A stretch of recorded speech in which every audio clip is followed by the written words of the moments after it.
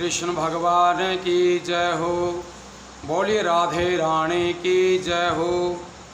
अर्जुन के द्वारा भगवान श्री कृष्ण के गोलोक पधारने का वृतांत बताना तथा राजा युधिष्ठिर द्वारा परीक्षित को राज सिंहासन पर बैठा करके द्रौपदी के सहित पांचों भाइयों सहित उत्तराखंड को प्रस्थान और शरीर त्याग करना। सूत जी ने शौनक आदि ऋषियों से कहा कि हे ऋषियों, राजा युधिष्ठिर की बातों को सुनकर के भी अर्जुन मुख से कुछ नहीं बोले। वे भगवान श्याम सुंदर के चरणार बिंदों का ध्यान करते हुए इतने रोए कि उन्हें हिचकियाँ आने लगी और वे कुछ नहीं कह सके। कुछ देर बीतने पर अर्जुन ने धैर्य धारण करके राजा युधिष्ठिर से इस प्रकार कहा कि पृथ्वीपति, मैं यह किस प्रकार कहूँ कि भगवान श्याम सुंदर हम लोगों को छोड़ करके सदैव के लिए चले गए हैं। मैं उन्हें अभी तक अपना ममेरा भाई समझता था। यदि हम लोग उन्हें परम ब्रह्म परमेश्वर जान करके कुछ सेवा कर पाते तो इस अपार भव सागर से पार उतर जाते, परंतु जगदीश्वर की माया ऐसी प्रबल है कि उसके कारण हम लोग उन्हें उसी प्रकार नहीं पहचान सके जिस प्रकार एक बार दक्ष प्रजापति के शाप के कारण चंद्रमा बहुत दिनों तक समुद्र में रहते हुए उन्हें मछलियाँ उन्हें पहचान नहीं सकी थी। इस बात को सभी जानते हैं कि चंद्रमा के पास अमृत रहता है तथा मछलियाँ बड़े बड़े जलचर जीवों तथा मनुष्यों के द्वारा खाए जाने के भय से सदैव अमृत पीने की इच्छा रखती हैं, परंतु इस प्रकार की इच्छा रखने वाली मछलियों ने हजारों वर्ष तक समुद्र में निवास करने वाले चंद्रमा को भी नहीं पहचाना, उन्हें केवल एक समुद्री जीवी समझा। उसी प्रकार हम लोग भी भगवान श्री कृष्ण चंद्र जी को ब्रह्म न जान करके केवल यदुवंशी ही समझते रहे। देखिए, महाभारत के युद्ध में उनकी सहायता से ही मैंने बड़े बड़े राजाओं तथा सूरवीरों को मार गिराया था, परंतु मैं सदैव यही समझता रहा कि उन्हें मैंने अपने पराक्रम से मारा है। अब मुझे इस बात का विश्वास हुआ है कि भगवान श्याम सुंदर की कृपा से ही मैंने उन सब पर विजय प्राप्त की थी। जब से वे मुझे छोड़ करके वैकुंठ चले गए हैं, तब से मेरा पराक्रम समाप्त हो गया है। मैं वहीं अर्जुन हूँ, वहीं मेरे पास धनुष बाण हैं तथा वहीं मेरी भुजाएं हैं जिनके द्वारा मैंने भगवान शिव, शंकर, गंधर्व, इंद्र तथा मय नामक राक्षस पर विजय प्राप्त की थी। मैंने युद्ध क्षेत्र में भीष्म पितामह, कर्ण, जयद्रथ तथा अन्य अनेक सूरवीरों को मार गिराया।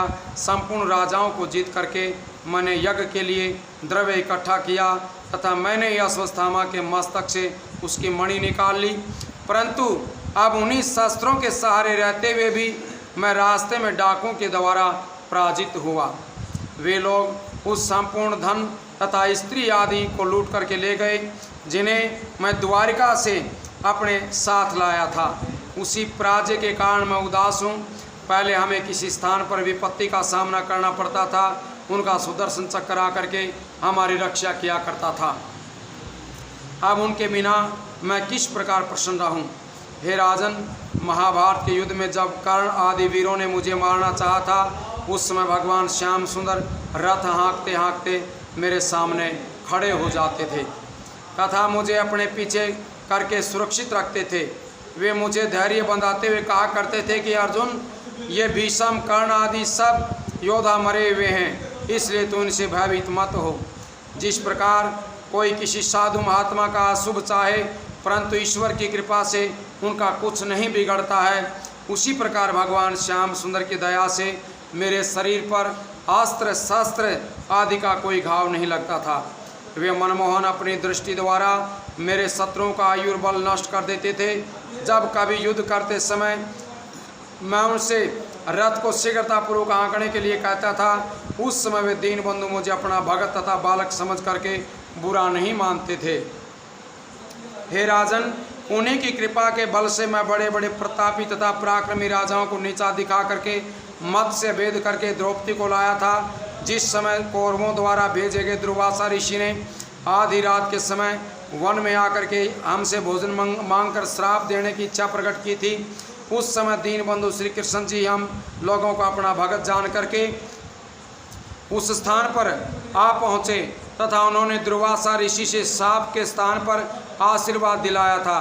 इन बातों को याद करके मेरा हृदय शोक एवं चिंता से फट जाता है। जिस प्रकार किसी मुर्दे को वस्त्र एवं आभूषण पहना करके बैठा दिया जाए, वहीं हाल भगवान मुरली मनोहर के चले जाने के उपरांत मेरा भी है। हे पृथ्वी वल्लभ, मैं उनके साथ एक ही थाली में भोजन करता था तथा उन्हीं के साथ एक सैया पर सोता था। वे परब्रह्म प्रभु होकर भी मेरा इतना सम्मान करते थे।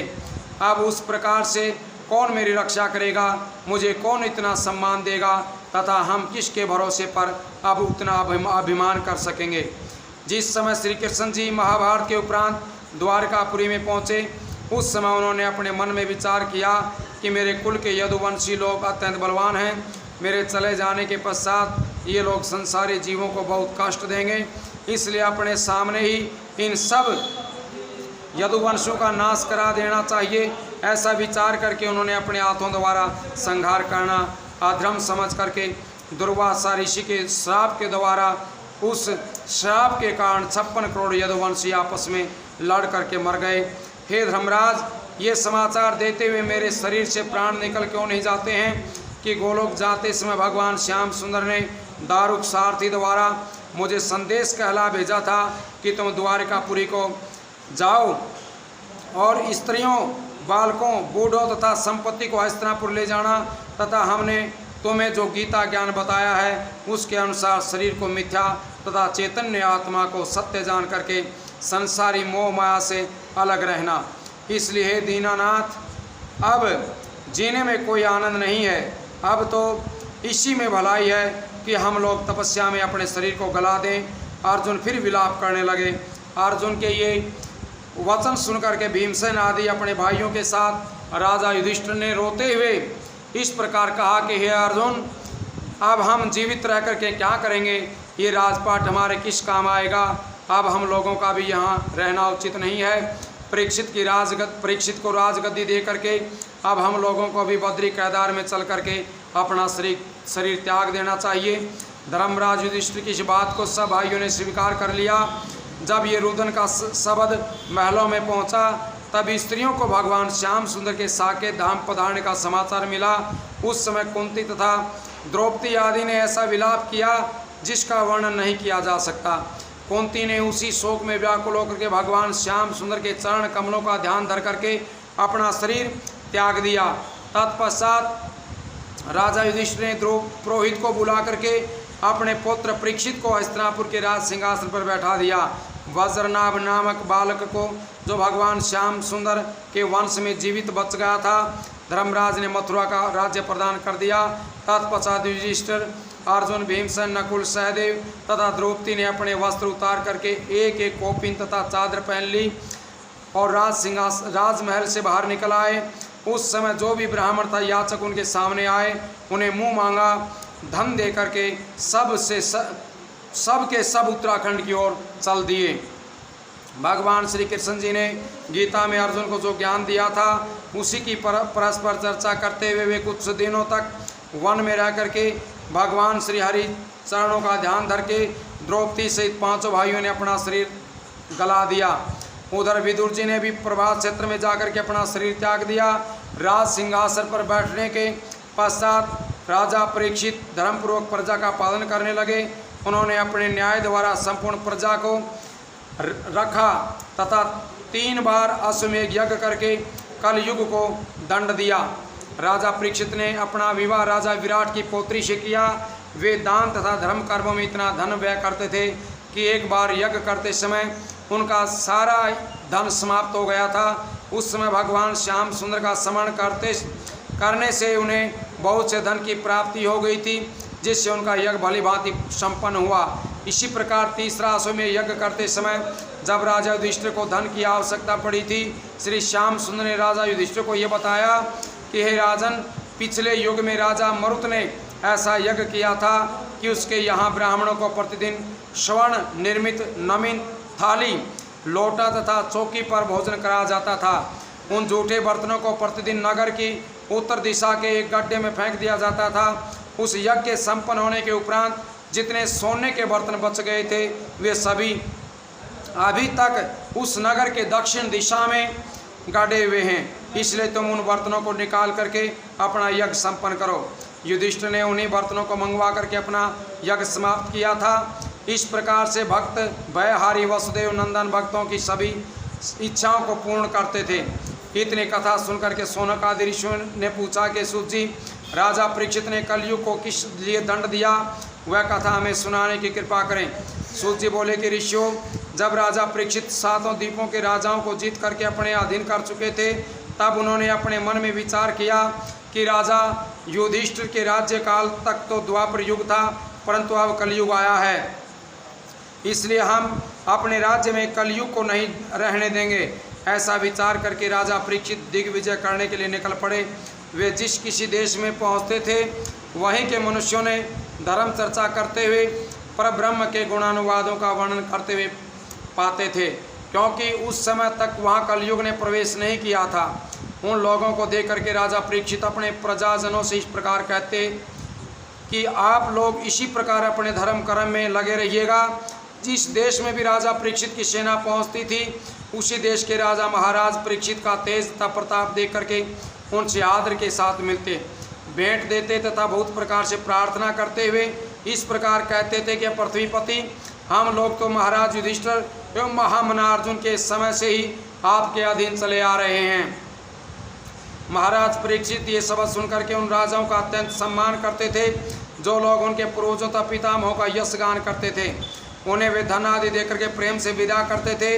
इसी प्रकार दिग्विजय करते हुए राजा परीक्षित कुरुक्षेत्र में जा पहुँचे। वहाँ पहुँच करके उन्होंने एक नदी के किनारे ये दृश्य देखा कि एक वृक्ष के नीचे एक बैल खड़ा हुआ है, उसके 3 पाँव टूटे हुए हैं तथा वह केवल एक ही पाँव का सहारा लिए हुए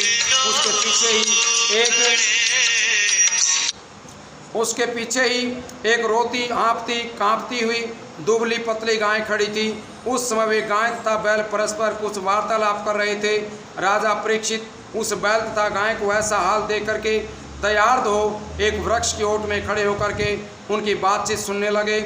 उसी समय उन्हें दिखाई दिया कि बहुत कुछ दूरी से एक श्याम रंग वाला भयानक शूद्र राजा का भेष बनाए हुए उस गाय का तथा बैल की ओर दौड़ करके चला आ रहा है। बोले श्री कृष्ण भगवान की जय हो।